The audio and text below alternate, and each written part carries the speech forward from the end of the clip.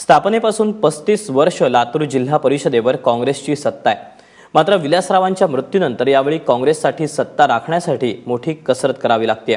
कारण देशमुख कुटुंबाची जिल्ह्यावरची ढिली झालेली पकड आणि काँग्रेसमधील नेत्यांचं आउटगोईंग यामुळे झेडपी राखणं अवघड झालं आहे।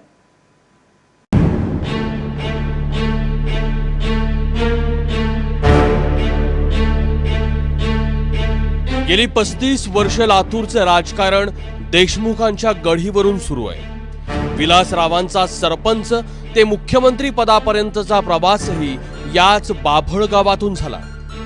लातूरचा हा देशमुखी पॅटर्न कायम राखण्यासाठी आता अमित देशमुखांनी भाऊ धीरजला झेडपीच्या आखाड्यात उतरवलंय।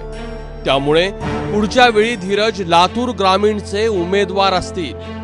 जिल्हा परिषदेच्या निवडणुकीमध्ये निवडणूक लढवायचा निर्णय त्यांनी केलेला आहे। ते गेली अनेक वर्ष समाजकारणामध्ये आणि संघटनेमध्ये काम करतात। जेवढ्या म्हणून युवकांना आपल्याला संधी देता येते त्यांना आपण संधी द्यावी आणि मला असं वाटतं की त्यांचं ते प्रतिनिधित्व करतायत।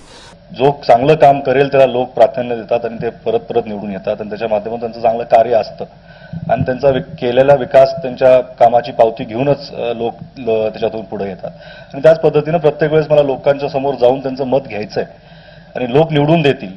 त्याच्यामध्ये मग घराणेशाही आहे मला असं काही वाटत नाही। विलासरावांनंतर आमदार अमित देशमुखांकडे जिल्ह्यात काँग्रेसचं पालकत्व होतं, पण आमदारांनी जिल्ह्याकडे दुर्लक्ष केलं। काँग्रेस खिळखिळी झाली, नगरपालिकेत वाताहत झाली। त्यामुळे झेडपी राखण्यासाठी काँग्रेसनं पुढाकार घेऊन राष्ट्रवादीची आघाडी केली आहे। मला अशी खात्री वाटते की या जिल्हा परिषदेच्या निवडणुकीमध्ये स्वबळावर काँग्रेसला जेवढ्या जागा नेहमी मिळत राहिल्या त्यापेक्षा अधिक जागा आता आघाडी केल्यानंतर मिळतील असा आम्हाला विश्वास आहे। लातूर जिल्ह्याचा विचार करता लातूर जिल्ह्यातली जिल्हा मध्यवर्ती सहकारी बँक आणि साखर कारखाने हे काँग्रेसने अतिशय चांगले चालवलेत, राष्ट्रवादीने सुद्धा चांगले चालवलेत, कारण जिल्हा बँकेत सुद्धा राष्ट्रवादी काँग्रेस सोबत आहे। त्यामुळे जिल्हा परिषदची झालेली आघाडी काही तालुक्यामध्ये ही काँग्रेस राष्ट्रवादी काँग्रेस वरचढच राहणार आहे। मुख्यमंत्र्यांनी त्यांचे विश्वासू असलेल्या संभाजी निलंगेकरांकडे लातूरचं पालकमंत्री पद दिलंय। भाजपनं इतर पक्षातल्या 11 उमेदवारांना घेऊन पवित्र केलंय। अहमदपूरचे अपक्ष आमदार विनायकराव पाटील भाजपात आले। लातूर मुंडे गट विरुद्ध गडकरी गटाचा संघर्ष असायचा तो आजही कायम आहे। निलंगेकर आणि पंकजा मुंडेंनी स्वतंत्र प्रचार सभा घेतल्या, तर सेना स्वबळावर लढतीये। मी सांगतो की मराठवाड्यामध्ये भारतीय जनता पार्टी जे ह्या 5 वर्षापूर्वी जे आमची संख्या होती, मला एक्झॅक्टली संख्या सांगता येणार नाही, पण निश्चितपणे जवळपास स्वबळावर 4 जिल्हा परिषदेमध्ये स्वबळावर त्या ठिकाणी सत्ता स्थापन कराल। आम्ही या जिल्ह्यामध्ये पूर्वी तर युती म्हणून लढत होतो। या ठिकाणी गोपीनाथराव मुंडे आणि विलासराव यांच्या अभद्र युतीमुळे शिवसेनेची फरफटच केली जायची गेली अनेक वर्ष आणि ते देतील त्या जागा लढायच्या आणि आदेश यायचा हा प्रकार चालू होता। आम्ही आजपर्यंत या 18 ते 17 जागा लढत होतो। काँग्रेसवाल्याला बुडवून हे उभा केलेलं साम्राज्य मांडलिक कार्यकर्त्याला करण्याचं हे उधळून लावलं, हे या ठिकाणचा शिवसैनिक म्हणून माझं पहिलं कर्तव्य। लातूर काँग्रेसच्या सत्ताधाऱ्यांनी साखर कारखाने, जिल्हा बँका नीट चालवल्या, त्यामुळे स्थापनेपासून जिल्हा परिषदेवर काँग्रेसचं वर्चस्व आहे। यावेळी भाजपचा कारभार आणि नोटाबंदी मुख्य मुद्दा आहे। आतापर्यंत इथं काँग्रेसचंच काम आहे चांगलं।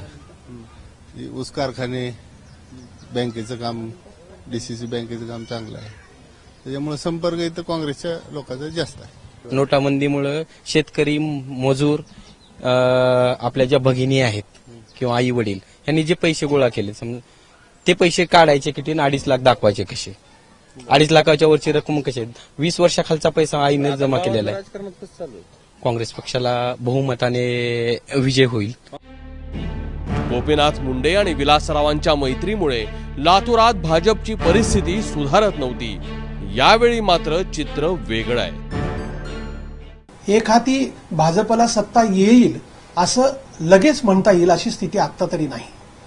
मात्र या निवडणुकीमध्ये शिवसेनेचे पूर्वी जी संख्या होती त्यात घट होईल, राष्ट्रवादीची जी पूर्वीची संख्या होईल त्यात घट होईल आणि काँग्रेसची जी पूर्वीची संख्या होती त्यात घट होईल एवढं मात्र नक्की सांगता येईल आणि भाजपची पूर्वीची जी संख्या होती त्या संख्येमध्ये लक्षणीय वाढ होईल. मराठवाड्यात काँग्रेसचे नांदेड आणि लातूर असे दोनच गड उरलेत. पैकी अशोकरावांना सर्वपक्षीय आणि सर्व पद्धतीनं पराभूत करण्याचा प्रयत्न करूनही अशोकरावांनी आपला गड राखलाय.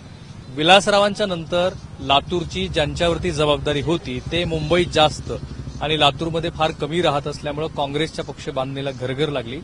पक्षामध्ये जुना आणि नवा असा वादही रंगला. आता जर लातूरची जिल्हा परिषद काँग्रेसकडून गेली तर येणाऱ्या महापालिका निवडणुकीवरती सुद्धा त्याचे परिणाम होतील. माझा सहकारी निशांत भद्रेश्वर आणि कॅमेरामन निलय शेवाळेसह मी राहुल कुलकर्णी, एबीपी माझा, लातूर.